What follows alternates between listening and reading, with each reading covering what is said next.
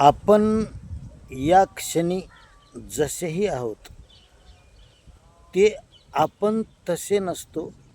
ती केवळ एक परिस्थिती तशी आहे, ती स्थिती तशी आहे. आणि स्थिती कोणतीही असो, ती पुन्हा काही काळानंतर बदलत असते. आणि म्हणून त्या स्थितीनुसार आपण स्वतःला ही असं समजतो की मीही आता असाच झालो आहे. पण आपलं कोणतंही होणं हे कधीच कायम नसतं, ते नित्य बदलत असतं. आपण त्याला असंही म्हणू शकतो की प्रतिक्षण बदलत असतं. आपली जेही स्थिती आहे ती स्थिती कधीच कायम राहत नाही, क्षणाक्षणाला ती बदलत असते.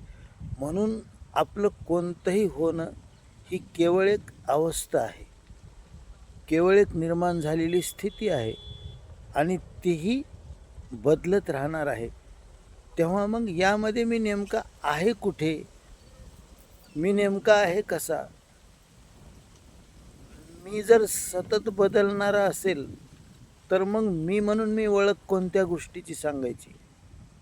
हा सगळा प्रश्न विचारला असता आपण निरुत्तर होतो. कारण जे सगळं बदलणार आहे तेच भांडवल आपल्याला माहीत आहे. परमनंट असं मी म्हणून काही आहे असं आपल्याला जाणवत नाही, असं आपल्याला माहीत नाही. आणि म्हणून या बदलणाऱ्या स्थितीलाच ही जी मनाची कंडिशनिंग आहे तिच्यामध्ये ज्यावेळेस आपण भटकत असतो त्यावेळेस आपण तसे बनत असतो. ही सगळं काही समोरचा विषय, काळ, वेळ, परिस्थिती सर्व काही ठरवत असते आणि आपण मात्र स्वतःला प्रत्येक स्थितीनुसार मीच तिथे जणू आहे अशा पद्धतीने भावित असतो. आणि असं हे त्याच्याशी एकरूप होणं, त्या स्थितीशी एकरूप होणं आणि स्वतःला तशा पद्धतीचं अनुभव घेणं हेच सर्व काही चालू असतं. आणि म्हणून मी नेमका कसा आहे हे आपण कोणीच सांगू शकत नाहीत.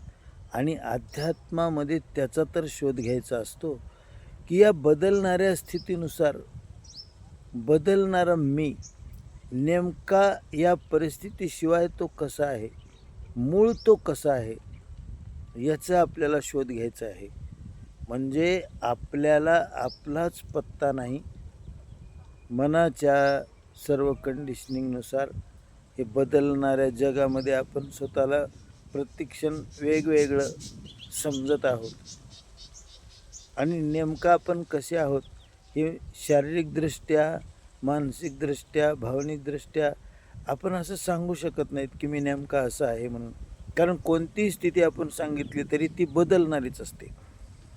म्हणून या सगळ्या बदलणाऱ्या स्थितीमध्ये नेमकं कायम राहणारी कोणती गोष्ट आहे तीच आपल्याला माहीत नाही.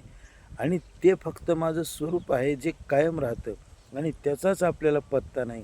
कारण आपण वरीच गुंतलेलो आहोत या सगळ्या लाटामध्येच.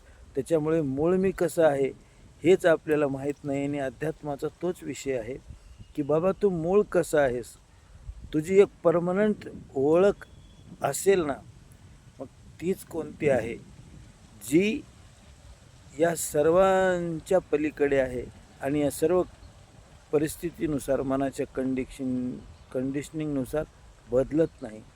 त्याचा शोध घ्यायचा असतो.